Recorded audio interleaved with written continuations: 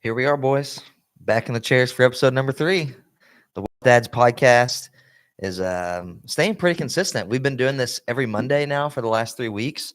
Um, so we all work for Move Well, and Kevin and I are the only two that actually do things around here. So we're like, Wade, hey, we need you to check in and do something to contribute. No, but Kevin and I are the only two in the Bowling Green office right now, and Wade comes in typically on Mondays. So we were like, hey, dedicate Mondays to Wellness Dads, and we'll just kind of talk and see what's going on. Kevin brought his Bible in here, so me and Wade are just waiting for him to get some inspiration and take over and drop some knowledge. So we're gonna go ahead and assume that's how today's gonna go. Yeah, we had a great weekend. We did our first annual Move Well Family Day, which is pretty cool. We talked on, I think, the first episode about how there were 5 Move Well babies born last year within our company. And even outside of that, there are, I don't know how many kids in total. How many? So Kevin's got 4. I've got 1. That's 5. Wade has 2, 7. Wes has 2. And then Tyler. Has three. 3. Benita has 2. Benita has 2. 13. 13 kids Yeah. in our company. And so obviously family is a big aspect. Skinny's got 2. Yeah. Okay. So we have like 15 Move Well kids. Yeah. And so obviously family is big within our company. And I feel that, you all do a great job of accommodating to people's families and things they need to do, like when kids are sick and everything. And so obviously that's important to Move Well. So we did our first annual family day yesterday, and Kevin's wife, Amanda, planned it. It was awesome. So talk through what that looked like and kind of what we did. So Gasper River Retreat is a beautiful facility outside of Bowling Green. We do most of our team retreats there. It's on the Gasper River basically out in the woods, and just really, really awesome place. It was interesting. My daughter Everly, so we got there, and Everly just starts singing like Christian songs, like songs from church as soon as we get there, which was interesting. But I feel that, like, I don't know about you all. I just feel God's peace there because it's such a beautiful area and stuff. But we set a goal last year we have 5 business sectors with Move Well. And one of our business sectors, outside of like revenue generation and financial management, those kind of things, is ministry. And so one of our ministry efforts this year was to have our first ever family day. So basically a time for our families to get together and just spend the day together. I kind of wanted to do that in the fall rather than doing something big at Christmas time, because a Christmas party is great. We'll do something for our team, just immediate team, but all the kids are so young and we'd be indoors somewhere and everybody be restless. So we thought it'd be good to do something outdoors. And man, weather was perfect. I think it was like close to 70 yesterday. Played some games. I officially won the hay bale toss. I told Emily that was rigged, by the way. I said that was but no, because not rigged, but choosing the hay bale toss was very specific. That's what I'll say. Not rigged, but and we can make a play that Wade technically beat me after the competition was over. However, I threw it probably 8 feet further than you guys called it back because you said it was a foot foul. But I had let go of the hay bale already. Ryan called it back. I'm just going to say that I made a comment. Anyways, I already was prepared for Wade to brag about this, but I technically even threw it further than your furthest one. Here goes the mic fight. Yeah, we're going to start fighting over the mic. I was not going to bring it up. I was not going to be upset because I lost fair and square during the means of the actual game. He won fair and square. You won fair and square. Rules, yeah. I'm going to take the high road today. I did my chores this morning. I vacuumed in here today, so we're not going to get started on. No, you did not. You didn't see me when I was here. Give me this mic, but it's already starting like 30 seconds in. The hay bales were extra light, by the way. Wade brought those, and they were really light compared to a normal hay bale. You've done hay bale tosses though, so you have some. Well, and Wade knew he couldn't throw the heavy ones. But anyway, so we had a hay bale toss, little scarecrow relay, little apple relay, had chili. All of your wife's favorite foods, chili, hot dogs and taco and taco Big 3 for Emily. Big 3. Yeah. S'mores, bonfire. Wade made our bonfire, did an excellent job. About the only thing he did yesterday. But yeah. Here we go, It was good. Here we go. It was good. I'll get it. I'm gonna go grab the phone real quick. No, okay, wait. It's just I don't know. It's Her probably office for you. phone's ringing. Office phone's ringing Yeah. right now. So this is the second thing Wade's done today, picking up It's the perfect. I phone. rigged that. I had Amanda call the phone so I could get the So, mic. Kevin, get the mic. No, hey, I think we are going to be upgrading here soon because I booked a guest and Kevin told me if I booked a certain guest, he would get the Rodecaster Pro, which is you can kind of see it in the frame here, but have our switcher if you're watching the YouTube live. And then we have our audio box here. So this only it's a duo, so it allows us 2 mics, but the Rodecaster Pro Up to 5. up to 5 mics. Yeah. So and we have 3 in the office. And well, actually we have 5 mics. Yeah. Because the mics we use right now are Rode mics, and so these are new. And then we got these 2 in the third Rode mic, and then we have 2 mics we used before that were just off Amazon, I think, that obviously did the job for a while, but finally upgraded. So I'm excited to upgrade those and get those going. It's going to be good. Yeah. So yeah, it was a good day yesterday at Family Day. We went from 2 to 6, and honestly, it went by fast. Mm-hmm. Like I thought the 2 to 6 range. I was telling my wife that if we need to leave a little early, that's fine. And then it was like 6 o'clock, and we were kind of starting the fire, and I'm like, kind of good to hang out for a while. Actually, it was good. So we did games from like probably 2 to 4:15 ish. Yeah. And then we ate, and the food was Emily's big 3. She loves hot dogs. She loves making any type of soup, but especially taco soup. And then she loves chili. And I always tell her I don't like soups because there's not enough protein in it, enough meat in the soup. We had a lot of beef in it. But there was 2 pounds of meat. but there was a lot of beef in the taco soup and the chili, obviously. So, but she was happy. It was just so funny. Did you know those hot dogs were from the Hot Rod Ultra? Are you serious? Yeah. The food that was left over. I froze them after the race. They tasted great. Yeah. I had 2 chili dogs yesterday. Nice. So it was good. Yeah. It was a good day. I was just saying, Wade, how it felt like the 2 to 6 range. I was like, 4 hours is a long time, but it went by quick. By the time we started the It goes fire, by pretty quick when you show up 30 minutes late. Yeah, I did show up a little true. bit late. Yeah. So no, we ran some errands yesterday, and so All then good, man. and then Emily said she had to have a coffee before we went. So on top of the 30-minute drive, we had to stop at Starbucks for It's her. all good, man. But yeah, it was a great day. yeah, it was awesome. Got the fire going. I could have hung out there all stinking night, but duty Kids had other calls. plans for us. Yeah. So Leah, how did everybody's kids sleep? Because it was I know Wade's didn't do great, but Leah, we got home. She did not want to go to sleep, so we got home. She we gave her a bath, hung up for a little bit, and then hung out with us for a little bit. We tried laying her down. Emily wouldn't go to sleep, so we made a bottle.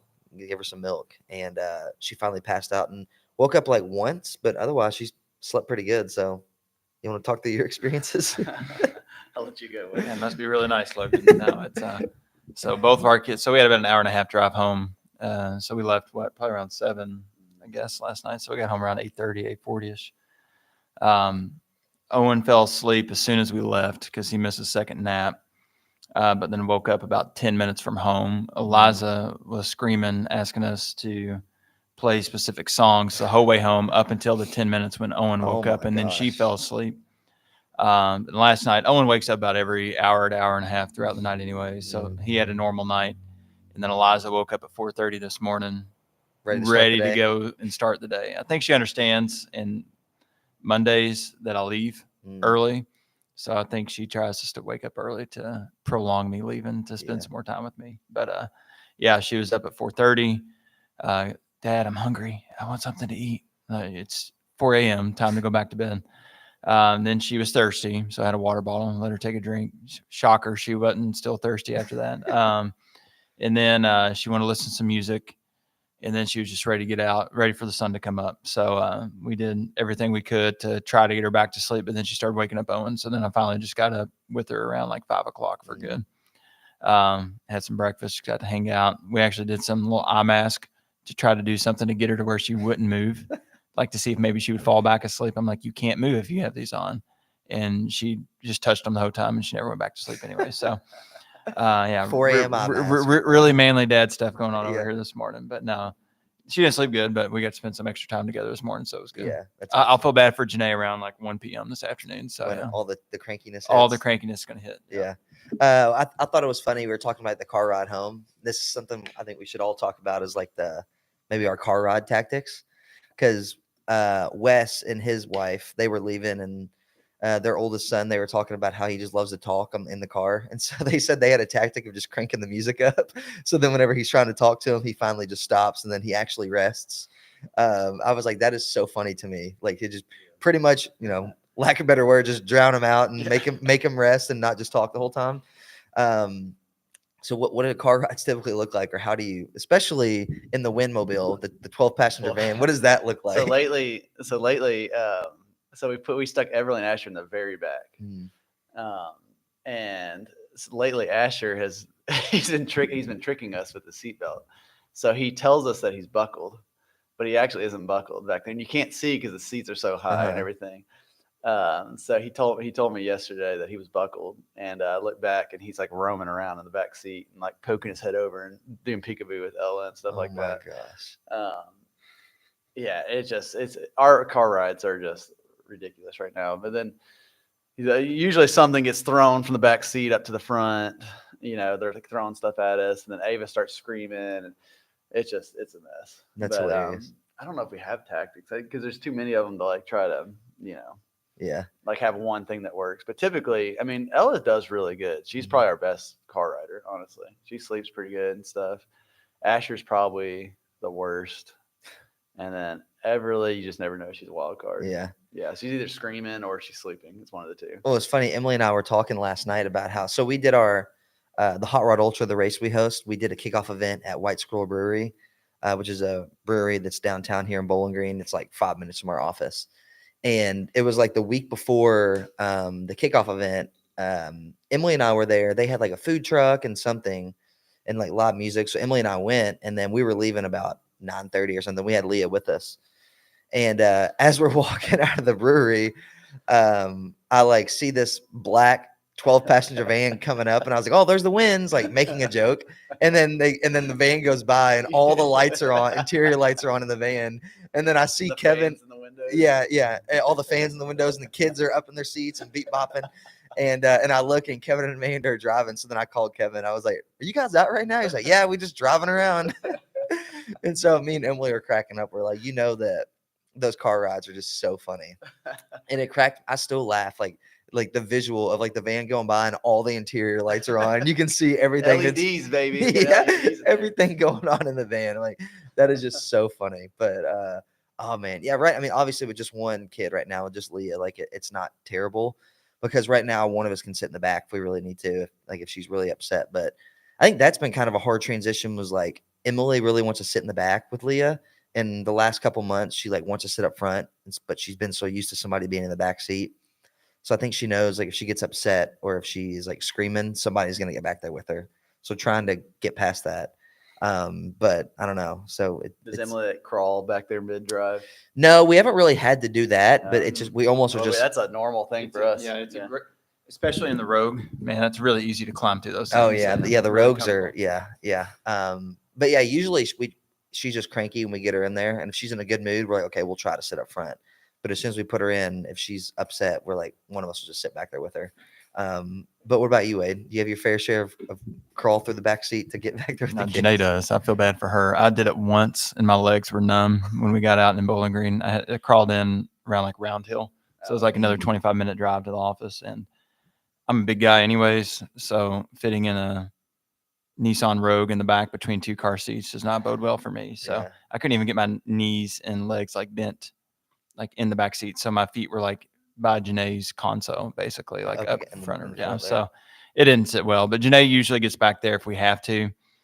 But yeah, we usually just try to let it ride now. Or if it's like Owen wakes up, he may have to get him out, stop somewhere, let him nurse, get back to sleep. But that's really our only tactics. But heck, whenever we drive them, about an hour is our limit. So we go somewhere about an hour, then we probably got to stop, hang out for a while, wear them out, and then get back in the car seat again. So. You ever seen like limos where they have the, like the thing that comes up? Oh yeah. So me and Amanda always joking, everybody's yelling. We always act like we're like hitting a button and a screen's coming up. Yeah. So you guess. But we actually found, so Nissan NV is the van we have, and they actually had an NV that had one of those. Oh wow. And it had cameras in the back and a microphone and speaker, so you could talk to your kids, but you could also turn it off to where you couldn't. We're like, man, that's what we need. That is hilarious. It'd be amazing. That would be awesome. One thing I also didn't realize too is how much time you have to add to travel with kids. Oh my gosh. Like, especially when they're like Owen's age, like that 8 to 8 months, even now, but like 12 months, like they just get so bored or like restless. And so, I mean, every hour to 2 hours, like you're having to stop and change a diaper, entertain them. It's like while you're stopped, you're going to the gas station. So it adds at least 30 minutes. It Yeah. seems like. I'm like, good gosh, a 6-hour drive is like almost 8 hours. One time we were we camped at Hocking Hills. I was telling you about Hocking Hills State Park in Mhm. Ohio. Amazing. But we camped with some good friends out there, and I think it was about a 5.5 hour drive if you went nonstop. It took us 12.5 hours to get home. Oh my god! And I was pulling a camper. Yeah. But yeah, we had to stop, every 45 minutes and get out and play. And, it just is what it is. So whatever the time is, we just double it. So like when we go to the beach now, it's normally an 8-hour drive. We do it in 2 days. We just split it up and stay halfway. That is crazy. Yeah. So are you all? So Kevin's race is this weekend, Pinhoti 100. Is that still like a kid-free trip at the moment? Is. Yeah. Wow. So a 5-hour drive was a 5-hour drive this weekend. Yeah. So we've got. I think you've kind of figured out the situation, like logistics in terms of like pacing and stuff. So talk about Pinhoti again, like what that's going to look like. Point-to-point race, Talladega National Forest, 100 miles. You start 100 miles north, go 100 miles south on the Pinhoti Trail. We're gonna. So we've got to go to the finish line to check in. It's Silacugua. I don't know how you say it. Yeah, we'll get that, and then we have to come about an hour drive back up to the start line. So we're either going to camp at the Coleman Lake Campground or the Piney Forest Campground, I think, which is actually where the start line is. They don't take reservations, which is weird. That's so odd. So we'll just have to show up. But you're camping the night before, I guess. Bringing you a tent. Yeah. And then, so I guess Jim's we're going to ride with me. We're going to take the big van. We're taking the seats out. And so we're going to put an air mattress in the back. And then, are you driving separate still? Yeah. Okay. So you're going to drive separate. Me, Amanda, and Jim are going to drive down there in the big van. And then from there, at mile 43.5, Mount Chiaha State Park is when I can pick up my first pacer. So hopefully you guys are there waiting on me. Yeah. But I think right now, what I'm going to do is Jim will be my first pacer. It's like 26 and some change miles. He'll run with me. That'll be right before it gets dark. So we'll start kind of at dusk, probably go into the night. And then at mile, I guess it's like mile 68-ish or 68 maybe. Something like that. Yeah. No. 60, almost 70. Yeah. Yeah, I guess that's right. Yeah, almost 7. Yeah, and then I'll pick you up. So we'll switch off. Jim will switch off, and then we'll run till mile 95 together. And the last 4.5 miles, it's like 95.5. Amanda will pick me up, and we'll finish together. Yeah, the race, which will be cool. Yeah, that'll be awesome. Really neat. Yeah, no kids either. Yeah, I say no kids. We did so the first year I did that race in 2020. And my friend Janai, he and I left early. He was the only pacer I had. We left kind of early in the day on Friday. We didn't get to the campground till like 10 or 11 o'clock at night, and it's remote. Like it's in a national forest, so you can't see a thing. It's all Jeep roads to get down there. And my father-in-law had his massive RV, and he was going to meet us down there. And he was pulling his Jeep behind his RV, and I had no phone service. They got there at like 1 a.m. So I was staying up trying to talk to them, but I couldn't call them. None of us had service. I was trying to drive around to find service. And I found a campground, Coleman Lake, that's actually like a normal campground. Where the race actually starts, the Piney Forest Campground. It's like Jeep roads to get down to it, and there's no, electricity. Is really remote. But this other one was kind of normal. But for whatever reason, his GPS was taking him on these Jeep roads. So he's on a mountain ridge, basically in the middle of nowhere, dark, on a tiny gravel road with potholes and everything, driving a massive RV with a Jeep. And he gets like 5 miles in and realizes he can't turn. He's going the wrong way, but you can't turn around. So he backed his RV and Jeep up for 5 miles in the middle of the night down this gravel road. He's a former trucker, so at least he's skilled.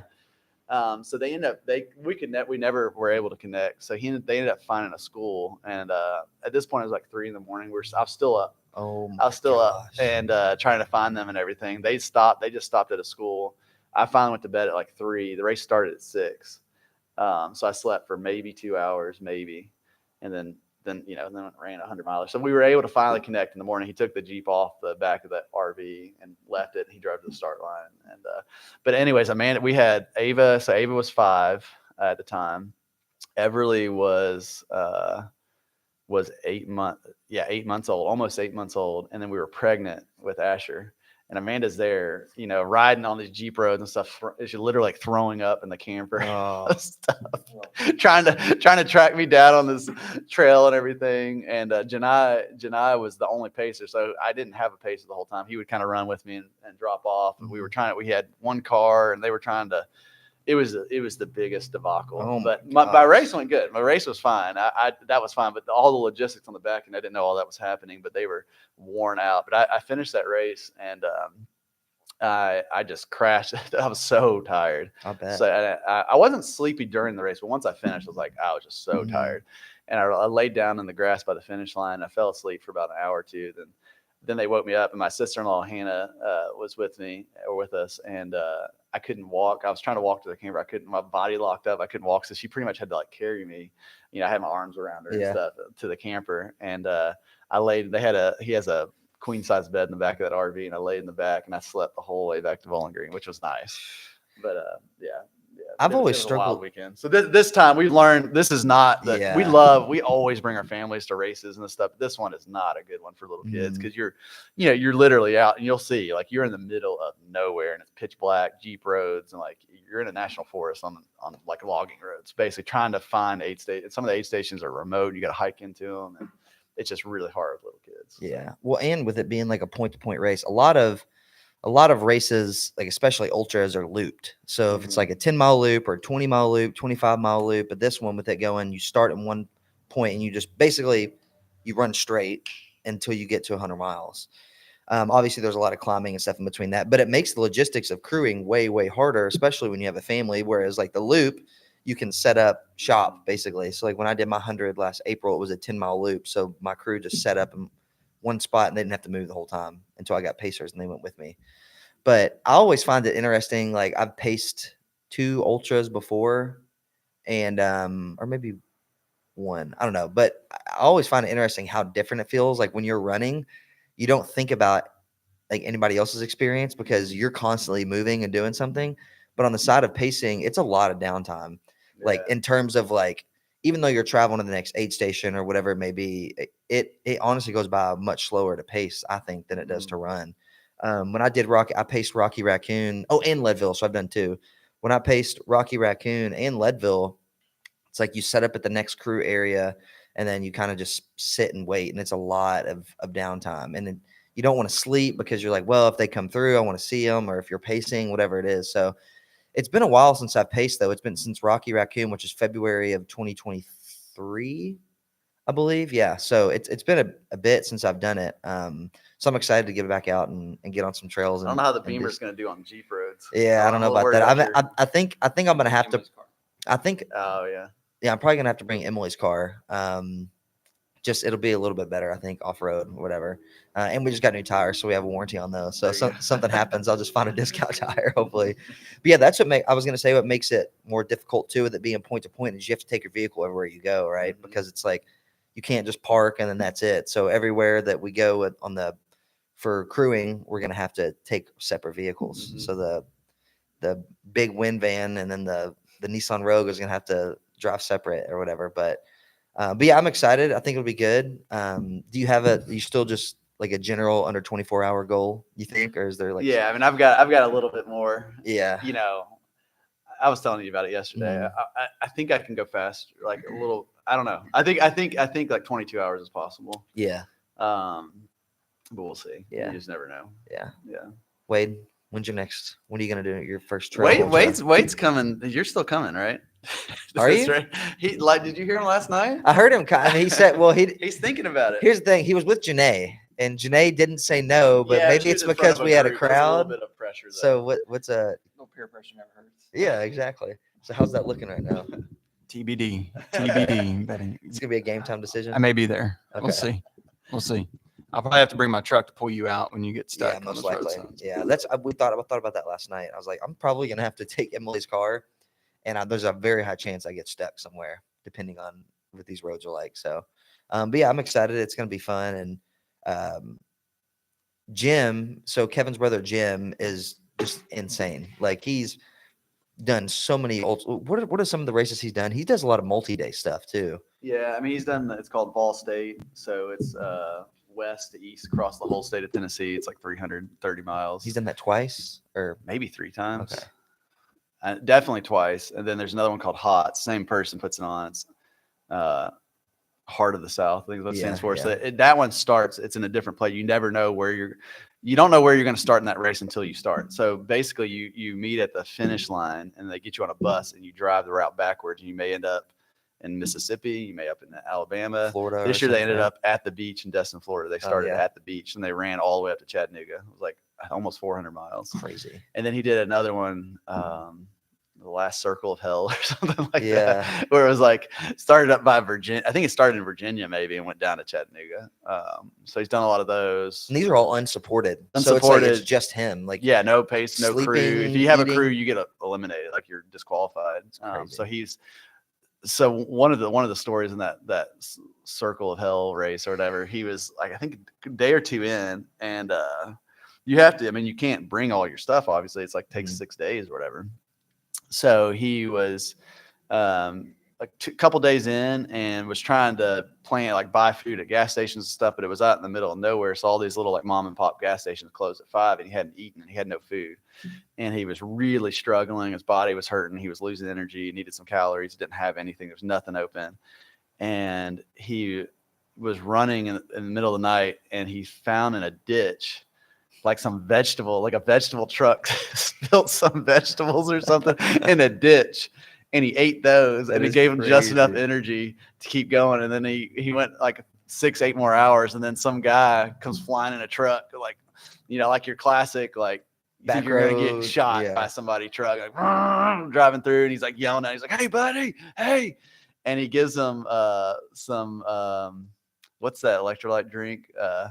The Red Bull. No, it's like that IV or what? Liquid IV. Liquid IV. He had some liquid IV, like some honey, like a gosh. jar of honey or something, and that's what kept him going. He ended up winning that race, but he was about to drop at that moment until he found bell peppers in a ditch. That is crazy. But I mean, yeah, I mean, you're sleeping in. He's like his go-to is cemeteries. He sleeps in cemeteries, churches too, right? Church front porches, and yeah, it's crazy. Yeah. So Jim's pacing. So Jim's doing that first leg. So I think Kevin will be in all right hands for that one. It's crazy. Like that's the stuff and it's funny too, like talking to Jim, he's like just the most normal, like chill dude, whatever. And then you hear about the stuff he does and it's like absolutely insane. And then Jim like totally wrecked himself at our race too this year. Was it he like, I mean, and the thing is, he hides it. Like when he's hurting, he like. We're not recommending what he did. Gosh, no. Just so you know. Yeah, but I do think we should share that story because it's funny. So go ahead. Yeah, so Jim was winning. I mean, Jim had been training specifically for our race for a long time. I mean, since he was sending me videos in January of stuff he was doing mentally to prepare himself. One of them was. He might be embarrassed me saying this stuff, but he was in an ice bath in sub-zero temperatures outside, and then he got out and was practicing shooting his bow. Right, immediately getting out, so he was practicing on mental mind control for our race. This was in January, races in September. Of course, training a lot and stuff, and he had done the HOTS race, the 400-mile race, and that was like in July. So he had a lot of good races, and I mean, just was prepared and. He was fit for sure. He was fit. It's the best shape I've ever seen Jim in. And we were doing some runs together leading up to the race a couple weeks before, and like it was the fastest he's ever run. Like it was incredible. And so anyways, really prepared for the race. Was really trying to go big. The person that won it last year or the year before, Mark Joe, was coming back, and he and Jim battled it out, and Mark was training hard, and then Jim's brother-in-law Billy was training really hard, and so there was about 5 or 6 people that we knew were going to really just grind, and that's exactly what happened. The problem was it was like almost 100 degrees outside. It was like what, 95, it got hot. And it rained in the morning, and then the sun came out. It was humid, and it just wreaked havoc on everybody. And so I didn't realize, but Jim had been throwing up like 4 hours into the race as he couldn't keep food or liquids down. And but you would never have known. You would never have known. And I did notice every now and then he would disappear, and I had no clue where he was going. Like I didn't know where he was. I found this out later what his strategy was, but he didn't want anybody to see him struggling. And so he would show back up, and he was smiling, looking fresh. I had no idea he was sick. No idea until about 4 a.m.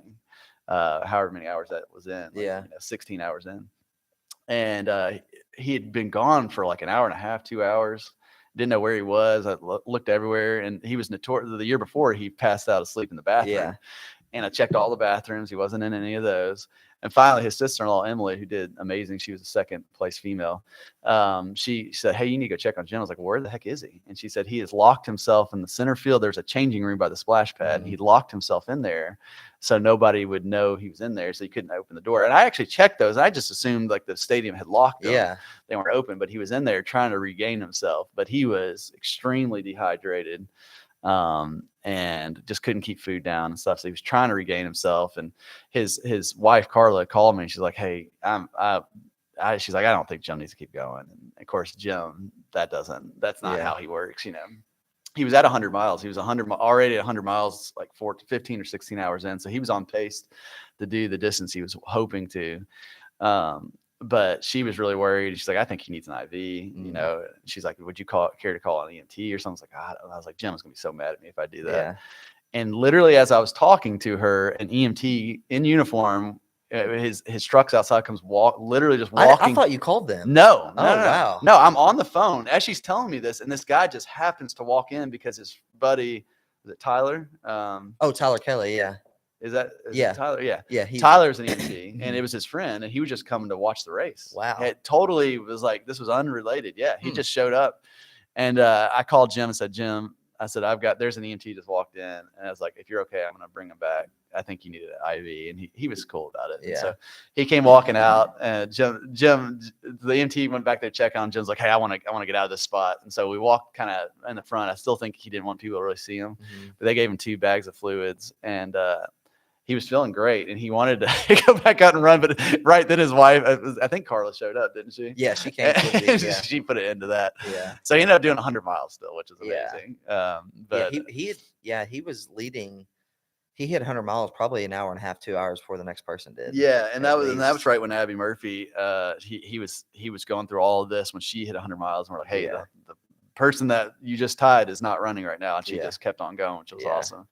But yeah, it was wild. So yeah, that was a fun time. Yeah, it's always like interesting to see how differently people handle that stuff too. Like you get to a point though with ultras, especially where you have to worry about rhabdo, where you're like, am I pushing too far? And I guess the best way to pay attention is like look at the color of your pee. Honestly, like I know a lot of times Wade might know more. I don't know, but like if it's like darker, like that's really obvious. Yeah, like really dark, and that's obviously signs of that. Like I know a lot of people experience that at altitude. I don't know why that is more so there than it is anywhere else. But it seems like a lot of people who drop at Leadville because of like physically, like, they have to be pulled by medics. I feel like so often it's like rhabdo. Like I know of like 3 people that have DNF'd at Leadville, and it's because they got pulled like a medic pull because they had rhabdo, and then they're hospitalized in Leadville at 10,000 feet for like a day or something. They're like trying to get them back. But I mean, I know at that point, like altitude may factor in like a little bit more, but when you get to that point, I mean, you just don't know what your body's going to do, right? Well, I had the privilege of spending some time with somebody over the weekend that we talked for a long time, several years, and we've never actually met in person. And I have always had some pretty deep, meaningful conversations, enough that I knew this guy was really, really neat. And we've been trying to get together for years. And we finally went down and spent some time with his family over this past weekend on Saturday, and got to go to his farm and everything where they live. But we were talking this weekend, and he talked about how this guy's done some amazing stuff, just some really, really neat stuff. And he talked about how he's like, man, God gave me this one mind and this one body.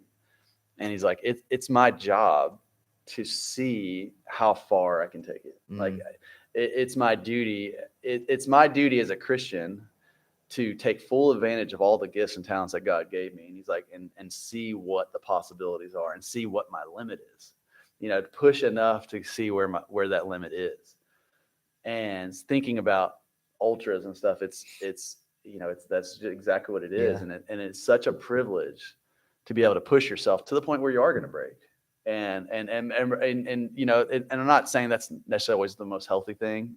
So this is kind of aside from the move well part here. This is just me personally. Like you get to that point where your body does start to break down. There's actually real beauty in that. Yeah. And same thing with your mind. I mean, pushing yourself with your mind mentally as hard as you can and seeing what's possible. I mean, and he told me something. He said, most people die not knowing what their limits were. Mhm. I was like, oh, that's true, man. You know it? Like, that's Yeah. true. Like, most of us die and we never knew what we were capable of. Mhm. And I've said this before, and actually this same person said the same thing, is like, I don't want to die in the recliner with a remote in the hand. Yeah. I want to push. And we talked about that on it. We took a long run at Mammoth Cave the other Mhm. day, and we were talking a lot about that. Is man, when I die, I want to die knowing that, like, I pushed myself as far as I possibly could. Mhm. And in that, I think in that, you discover who you are as a person, but also as a creation of Christ. Saint Irenaeus, I might have said this on the last podcast. He has this quote. It's back right here behind me on the wall. The glory of God is man fully alive.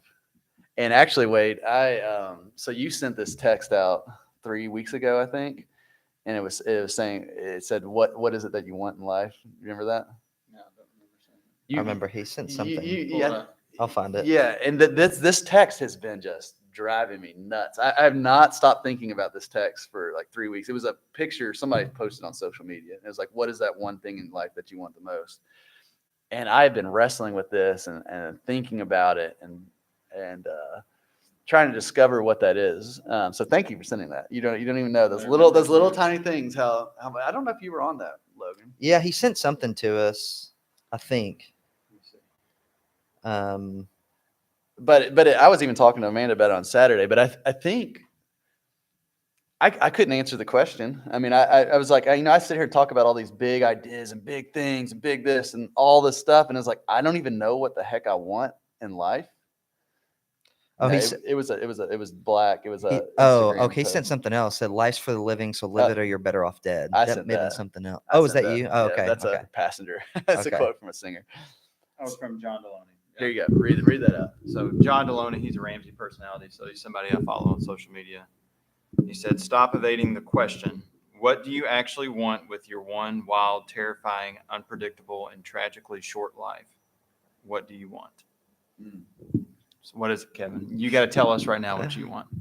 Well, that's why I got Here this he note. goes. We knew it. No, I've been thinking about this. Like, it has been dry. Like, these little things, they get in my head, and I fixate on them. I can't stop thinking about it. That same person I was talking about also mentioned that there's, and I don't know where it's at in the Bible, but basically there's somewhere in the Bible it says that basically to take down a man's house, you first have to bind the strong man inside the house. And he's like, now today men are binding themselves. Like, you don't even have to bind the man, because he's binding himself with vices and devices or whatever he's struggling with. We are binding ourselves up, and so basically the devil can come and just wreak havoc on us. But I was thinking about this, like, what is it that I want out of this crazy life? And I don't, it actually is weird to think about. I mean, I was like, I want to be able to get to heaven one day. But that's kind of after this life, you know, like, okay, so how, what is it? And I've been listening a lot to Francis Chan. I've read a lot of Francis Chan. So he's a theologian, author, pastor. And, I was listening to him the other day, and he was talking about Ephesians 4. And that's why I was reading that. And not really for this podcast. I was thinking about my email I was going to send out today. But Ephesians 4 just talks about, the early church, and Paul's talking to the early church. And it talks a lot about gifts and talents. And basically, it says, but grace was given to each of us according to the measure of Christ's gift. And it talks about basically how we all have gifts. We all have different gifts, and we're all unique. And those gifts that God gives, it gives some people gifts to be leaders. It gives some people gifts to be creative artists, or whatever it is. But He gives it to all of us. So what it's saying in Ephesians 4:7 is like, we all are given gifts. Every single one of us, every person on earth is given a gift. And we're all called to use that for the glory of God. And if we all do that collectively, that's really God's image for the church on earth. And, and I was listening to Francis Chan, and he was talking about that's what he wants most in his life, is just to see Ephesians 4 played out in real life. And I was like, gosh, I think that's kind of what I want. And I started thinking about Move Well and all the stuff that we're trying to do. And even this family day, yesterday, it's like it's just about bringing people together. Mhm. We talked about that the other day. You talked Yeah. about that song by Kane, People Yeah. Need People. Mhm. And we are all uniquely created in God's image. And we all have these gifts, but a lot of us never discover what they are because we die with the remote in the hand. We Yeah. die not knowing what was possible. Mhm.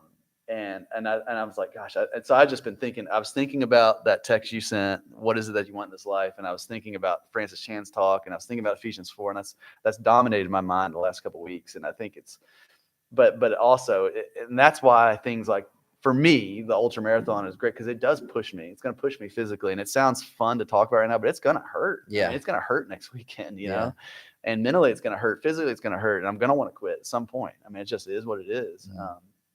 And you know, it just, but pushing through that, there's so much power in that, and not because, you know, there's some people we've been talking about on social media lately that have posting a lot of stuff about self-improvement, this and that, and you guys probably know who I'm talking about. We've been talking about it, but you know, it's important to think about when we're talking about all these things, or pushing ourselves, or succeeding, or being regimented, or all this stuff. Like, it's not because we can do it. It's not. It shouldn't point back to us. It should point back to God. Yeah. I made this quote the other day, or told you way the other day, that sometimes it's important to remember. It's like, who's in charge of this business? Like, I wanted to almost remind myself, like, I am the owner of this business. Like, it's up to me to take action, to do things. And I was like, that is the stupidest thing ever. It hit me the other day that I am the owner. I was talking about putting a thing on my mirror that said, you are the owner. And then it just hit me. I'm like, no, God's the owner of all this, and I'm just a steward. And my job is to, you know, to be a steward of what He's gifted me with, and be able to do that, you know. And it talks about that in Ephesians 4. It kind of goes on and on. I can't find the exact spot right now, but yeah, I mean, we're just stewards. God owns everything. He's given us the gifts and talents. And they're not my gifts and talents, they're God's gifts and talents that He has given to me to be able to glorify Him, and for people to see His glory. And I was running the other day at Mammoth Cave, and I was thinking about that, and I was like, oh, I want to be known as the guy that did this, or brought people to Christ, or this or that. And I was like, no, really, what I should be known as is, man, look how weak Kevin was, but look what God used him to do. Mm-hmm. Like, and God gets the glory of all of it. And if anything, people see how flawed I am one day when I die. I was like, but God still used him to accomplish His mission. So I love that. So yeah, and it's just like, so anyways, all that started because of that text you sent. It's just been this brainstorm, and I've just not been able to stop thinking about it. But yeah, man, it's just like, we are all weak. We can't do stuff on our own. It's not about anything I can do. It's about what God can use me to do. Mm-hmm. And He's given me these gifts. Like, He's given me these things, and it's my job to be the steward of those, and to see what's possible, to see what I can do with those. So anyways, that's why I'm excited about the ultra marathon. That's why I'm excited about anything that pushes you to the brink. And also, like, it's not fun while you're in it. And I think from a business standpoint, it's hard for me to remember that. I think sometimes, like, gosh, this is so hard. Like, running a business is hard. I mean, everybody knows that. I mean, we're doing great work, and I love it and all this stuff, but it's still hard, you know? But God is, but it's up to me to see what's possible with this business, and to see what we can do, and how we can steward God's resources and stuff like that. Yeah. So. Well, I think one thing that you said is, like, you don't want to die with the remote in your hand, and you don't want to die in the chair, pretty much, right? And I've heard this before, and I've said this before, but it's like every day. This is just a general statement, but it signifies like what we're trying to say about you don't want to not explore what you're capable of. Like, you don't want to miss the opportunity to explore your limits. But like, but the quote or the phrase is, I fight every single day to not be the fat guy in the chair. And it's like, it's so easy and it's so comfortable to just sit and not do anything and just watch TV and use your lunch break every single day as just a lunch break and go sit in your car and scroll on your phone, or go home at the end of the day when you have an extra hour and just watch TV instead. Like, it's so easy to do that. The hard part is lacing up your shoes and going outside to go walk or go run or go to the gym and do that. So I remember that, as I'm like, every single person, I don't care who you are, there's a difference between having motivation and discipline. And I know when you're disciplined, it's going to be relatively easier to get up and go work out every single day because your body is regimented to it. But at the end of the day, every single human is fighting the urge to not be the fat guy in the chair. Yeah. Really. I mean, well, and that was the person I was talking to on Saturday that I was visiting with. He's like, well, I was like, what I actually said is I don't want to die in a recliner on my iPad watching Fox News. Yeah. And complaining about politics. Yeah. But he's like, oh, you're not gonna be that guy. I was like, you say that, but I also know could how easily do easy it. it is to slip into that and be like, well, man, when I was 37, I did a 100-mile race and I did it, and you still live. It's like the Uncle Rico effect Oh my from gosh. Napoleon Dynamite. Yeah. It's so easy, and I know I can slip. I Uh-huh. know, and it's that way, like with discipline, but also with sin and everything. I mean, you can go backwards so easily. That's where I think it comes back to what we did this weekend and surrounding ourselves with people that we know are going to Yeah. hold us accountable. Yeah. And Ephesians 4, I mean, right? it's all about just building that community here. So Yeah.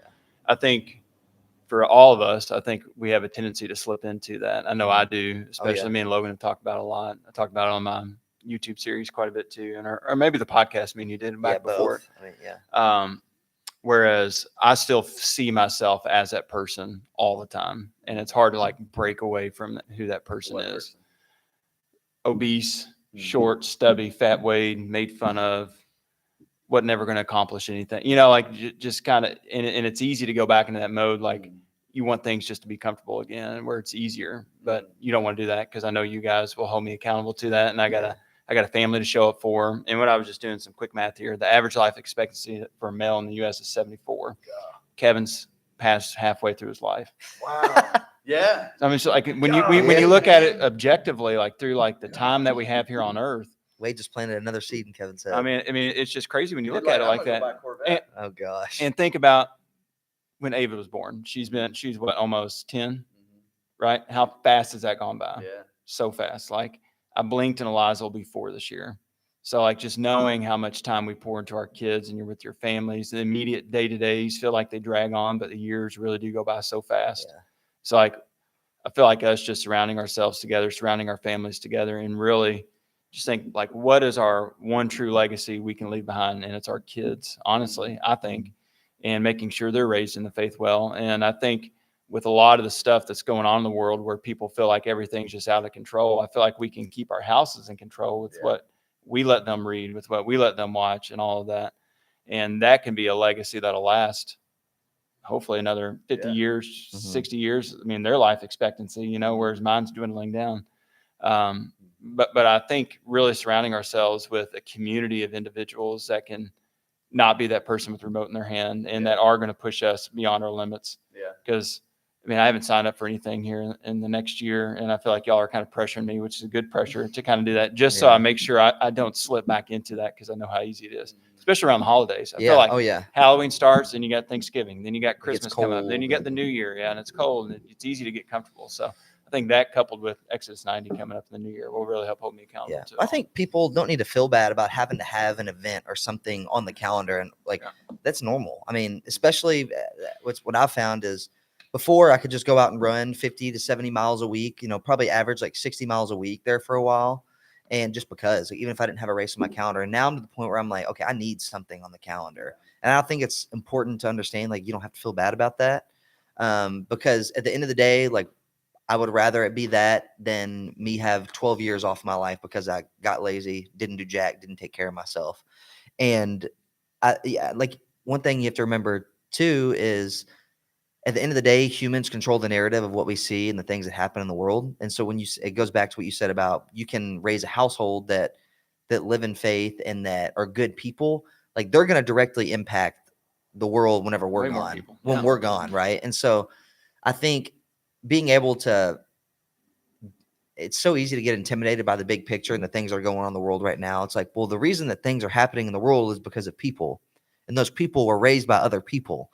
Like, well, if you look at it, like, we are now in the driver's seat of raising people, and hopefully raising good people that will better what the world sees and better the perception of the U.S. or anything like that, like, and that's going like really deep, but it's true. Like, it's the same thing as saying my vote doesn't matter. It's like, well, it does, because if everybody said that, it wouldn't matter, So it goes back to the same thing as raising a human. It's like how you impact them or how you raise them is going to directly impact the shape of the world, And so, but the thing is that translates to every area in our life, from our faith to our fitness to to our kids, like to our nutrition, all of that stuff. And it's easier said than done. And it's the same quote we had on the board back there forever before we had to scrub it off with the magic eraser was, are you interested in it, or are you committed to it? Like, everybody loves the idea of doing something cool, of running a race, of raising a family that's full of faith and love. But the hard part of that is taking the action to implement it, right? Like, and that's something that I feel all the time. And I think Kevin especially is very similar. Is you always had this like itch. You're like, I don't know how to scratch it. Like, what is this big idea that I'm feeling? What's the thing I'm missing? It's action. And I said this the other day to Kevin, was there's so many times where you think of the end picture of something that you want to build, or the idea of something you have. And it's like, you're not going to know what it is right now. And the longer you wait to try to figure out what it's going to look like, instead of just starting it, the longer it's going to take to happen, or it's never going to happen because you never tried it, or you died before you could. And so being able to just freaking take the action to do it and just figure it out along the way. It's the same thing we've done with literally what we're doing right now with this podcast. Is we talked about wanting to live stream a podcast, and we were like, let's just buy the equipment and try it. Gosh dang it. And now look, we've got 2 podcasts that we live stream, 2 episodes twice a week. Now imagine if you took action on something that was way bigger than a stinking podcast. Yeah. You know what I mean? Gosh, I'm about dude. to go change the world. God, Like, come I'm on. pumped up. Come on. No, but yeah, and gosh, there was so much. I'm so glad I was able to spend time with that person over the weekend, because it was just like, I don't think he realizes how wise he is, but but it was just one thing after the other. But that was one of the things he was talking about, was taking action. And one of the first times I talked to this person, he sent me this book to my house. It was a children's book called Anatoly, and it's about this mouse that lives in Paris, and they go in and they steal, they do what mice do, and they eat food from people's houses. And he hears somebody talking in the house about how terrible mice are, and they steal and all this stuff. And he decided he wanted to change that narrative and be a mouse that took action and actually help people. And anyways, he goes and starts like to this cheese factory and starts rating the cheese and telling them what to do with the recipes and stuff. And all of a sudden he becomes this hero that his family's proud of. And he's bringing value to somebody else, not just taking from people. But he was talking this weekend about taking action. And he was talking about how when he moved out to the country, before he moved out to the country, he was talking to his neighbor. They lived in the neighborhood, and the guy's like, yeah, when our kids were young, we always wanted to move out to the country, but then, they got older in school, and we just stayed here. And I guess now we'll just never do it. And he's like, just don't be that guy. Just don't be that guy. Just, no one is going to do things for you. Take action. And that was like my takeaway. I was like, oh my gosh. And I'm just thinking about how much time I'm wasting right now. What do you feel like keeps people from taking action? I think like you talked about, like how you sometimes you see like the fat weight or the this weight or whatever. I do that with myself. Like even yesterday, talking in front of everybody at the family day, saying a prayer, I didn't want to. In my head, I was like, well, you're the shy person that can't do this. Like, just yesterday. Yeah. I mean, that was just like a quick little prayer. Yeah. People you see every day. Yeah. But I think sin does, right? I mean, the devil does not want us to take action and use these gifts that God gave us. And then I think just distraction too, right? Yeah. Like, I think a big thing for me is just fear. Right? And that's basically what you said. The first thing is just the fear. And the most commonly used phrase in the Bible is, what does God tell us all the time? Be not afraid. So, I mean, I think where some of that is sin. And then I feel like if I ever am at a point in life where I'm not diving in the Bible as much and the ways of the world really start to take over, that's when the fear really starts to creep in, which is in the sin and then the devil really trying to take control of my life, right? So really just, I think a lot of it really starts back just staying consistent in the Word too, Yeah. Well, I think it's a lot of things. Like you said, one of the main things I think is sin, or just like maybe sin or your insecurities, because with that comes shame, and that's any problem that you have, there's always shame associated with it. And that's what's always holding you back, because whether it's just because you don't feel worthy of being able to do this thing or start this thing, or maybe you just are too scared because you know that you're going to have to get rid of this thing, whether it's sin or this action that you're doing. And it's speaking from experience, like all of us have had things that we feel that way about, right? Like for me, it was my eating disorder. Like I knew that when I had to stop doing that, I didn't want to stop because there was just all this shame. And I knew in order to stop, I needed to talk about it. And I didn't want to talk about it because I was nervous of what people were going to think. I'm like, well, it's not going to matter, because if you don't get a hold of this thing, it's going to snowball effect and it's going to impact everything else.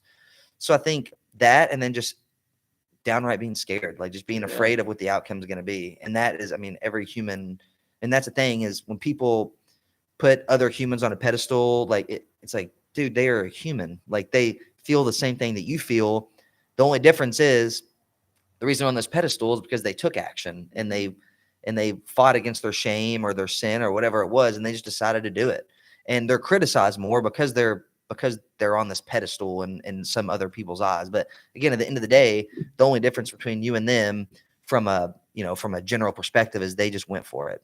And I think that it's easier said than done, but I think that's what you have to do. And if you fail, just learn from it and just keep stinking trying something else, But yeah, it's so much easier to sit here and talk about it and actually do it. Like there's things that all three of us have wanted to do and we haven't done.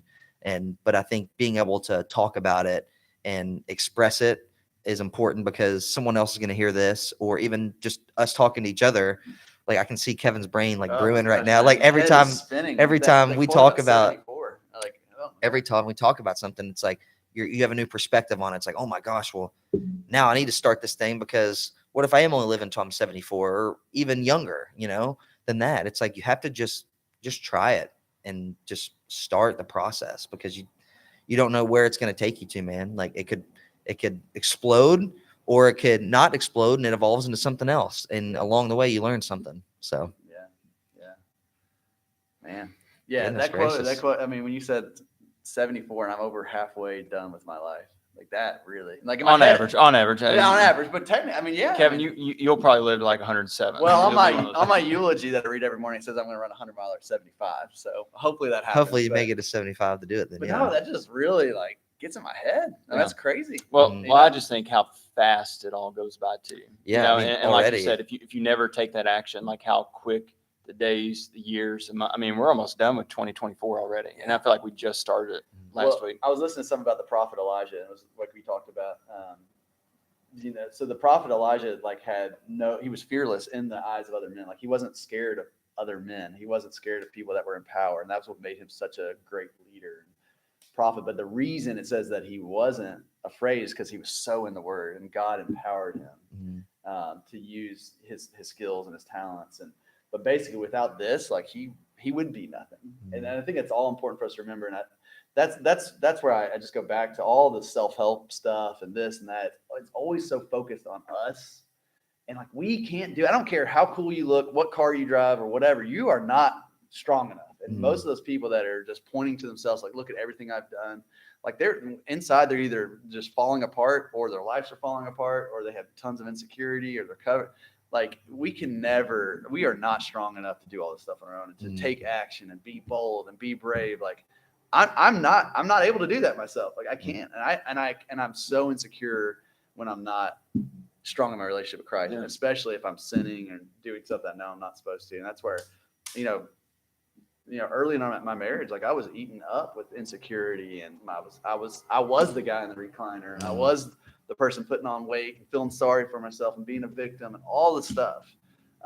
And because I wasn't living in this, and every time I'm not living in it, that's when things go bad. And that's when business doesn't do as well. And that's when I've noticed I have no clarity whatsoever, like with business or with my personal life, if I'm not talking to God. Yeah. Like everything just feels fuzzy. Like I can't see clearly at all. But when I'm in it, it's just like, oh yeah, this is simple. This is easy. Yeah. Yeah. Well, you feel so empowered when you're in it. That's why, like you just said, like when you're in your faith and you're talking to God, it just makes things seem so much easier because you have so much comfort. And it's when you're not talking to God and you don't have that, and it's hard to do. Like one thing that Abby Murphy said on a podcast I did with her on Friday was, my faith isn't based on my feelings. Like my faith isn't feelings. Like faith is an intentional action that you have to partake in. Like a feeling or an emotion is not a lasting, it's fleeting. Yeah, exactly what you said. It's fleeting. So like being able to rely on your emotions and your feelings for every single day of your life is not realistic, because we're human and we have free will, and part of being human is having emotions that differ every single day. Yeah. But I think whenever you're in your faith, it's the best times of your life because you feel so empowered and you're like, looking at a big picture, it was like, I'm not worried because when I'm really talking to God and I'm really invested in listening to his word, I'm not afraid to die because I know where I'm going to go. Yeah. You know what I mean? And obviously that's very big picture and you don't always feel that way. Like Yeah. nobody wants to Right. die. But when you're in it and you have a powerful relationship with Christ, it's like that's how you feel almost all the time when you're in it, and it's like almost feels like that honeymoon phase.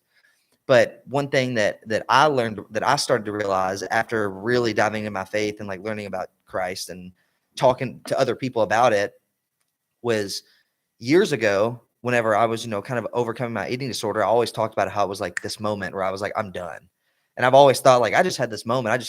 And then, we were sitting on Chad Wright's podcast when I realized, Oh, wow. remember that? Do you remember when I said like, I'm just now kind of realizing that wasn't me having a moment. That was God finally, or God putting a hand in and making a note in one of the chapters in my life. Like that was totally him, like taking control of the situation. I had no clue that you didn't have any control over. that I had no control over. Yeah. Yeah, exactly. That I couldn't do myself, but I didn't realize in the moment. I just said, I had this moment where I was done. Like, no, that wasn't quite it, And so being able to understand that too, I think will help people find comfort in making a decision in life and making a decision in their journey. Is they're like, well, a couple of years ago, I overcame this hard thing, and you did that, but you couldn't have done it without God empowering you. And so I think being able to understand that like everything that you do in life is a journey, and it's all purposeful, and it's being able to lean into the idea of that and realize that, okay, it may have been hard or maybe hard right now, but that doesn't mean it's going to be like that forever. And I can take the action to do it. And you'll see, if you take the action and get through whatever hard thing it is you're going through, you'll understand afterwards why you went through it. And you'll kind of come to terms with the idea of, okay, that was really challenging, but now I'm starting to understand why God, quote unquote, put me through that, or have me experience that, because I'm going to change other people's lives along the way, or just going to make me a better person and change my perspective. Yeah. And then I think realizing that it's, you're just the steward of God's resources and things. Like, it's not about you. Mm-hmm. It takes a lot of pressure off. Yeah. Like, I can't, once you realize I can't, and you accept that I can't do this on my own, all of a sudden a lot of the pressure goes away. Mm-hmm. And then when I'm not strong in my faith or my relationship with God, then I start thinking it's all on me. Mm-hmm. And that's when I start to crumble. And that's when I start falling apart. And that's when I turn to sin to have control, to feel like I do have control, because these things give me control. They, I'm making this choice and I can control the outcome. Mm-hmm. But all it does is just pull me further and further away. Mm-hmm. And I mean, that's the thing about sin and just vices and other things. Like, you have control until you don't. Mm-hmm. And then it becomes this grasp that probably feels like it's hard to get out of, And so just being able to understand that. And I think that's why, and as we're talking, this is a reminder for us, by the way, like, us talking about this isn't because we're like, this is what we do every single day and this is how we get through it. No, it's still a struggle every single day, but being able to, and this goes back to what Wade said about associating with people that are like-minded and they're similar to you or want to have the same values that you have, is because and that's why I love going to church, is because I know, like, okay, on Sunday I can go and I'm surrounded by other people that are looking for the same thing I'm looking for in a similar way. And so just consistent practices of being around those people or reading your Bible or just having these conversations, like, I'm going to be fired up after this. I already know, because we're talking about it, and everything we're saying is coming from our practical lives and practical experiences and things we've gone through. So yeah, it's so powerful to just talk about it. Like, just talk about big ideas or talk about faith or ask questions to other people. Yeah. So Ephesians 6, it's cool that I have this open right now. So Ephesians 6:10, I have it written in my Bible, spiritual armor. But it's basically talking about this stuff. Finally, be strong in the Lord and in the strength of his might. Put on the whole armor of God, that you may be able to stand against the wiles of the devil. For we are not contending against flesh and blood, but against principalities, against the powers, against the world rulers of this present darkness, against the spiritual hosts of wickedness in heavenly places. It goes on, but therefore take the whole armor of God, that you may be able to withstand an evil day, and having done all, to stand. Stand therefore, having girded your loins with the truth, and having put on the breastplate of righteousness, and having shod your feet with the equipment of the gospel of peace. I'm going to keep going because this is awesome. Besides all these, taking the shield of faith with which you can quench all the flaming darts of the evil one, and take the helmet of the salvation and the sword of the Spirit, which is the word of God. Pray at all times in the Spirit with all prayer and supplication. To that end, keep alert with all perseverance, making supplication for all the saints, and also for me, the utterance may be given me in opening my mouth boldly to proclaim the mystery of the gospel, for which I am an ambassador in chains, that I may declare it boldly as I ought to speak. I think that sums it all up. Man, that is amazing. Yeah. Ephesians 6. Ephesians 6:10. Okay. Ephesians 6:10 through 20. Wow. Yeah. Man, that is a perfect freaking way right there to Yeah. just wrap that up. Because we go on and on about that. I don't think you can close it out better than that. Yeah. What do you say? That's it. Wrap it up. By the way, nobody's vacuumed. Nobody's taking out the trash today. Have you Just cleaned the wanna- toilets yet though? Nobody's Has cleaned Kevin- toilets. Yeah, Kevin Thanks, hasn't cleaned the Kevin. toilets, so don't let him act like he's just Kevin busts out some knowledge. I felt bad on the, and we're gonna keep this at 1 minute, but I felt bad after the last podcast because everybody immediately went and started cleaning. So it made me feel terrible. Honestly, I felt bad because I felt like I was just berating you all. He doesn't feel bad. He does not feel bad. Don't let him feel that. Say that. But no, anyway, that was awesome today.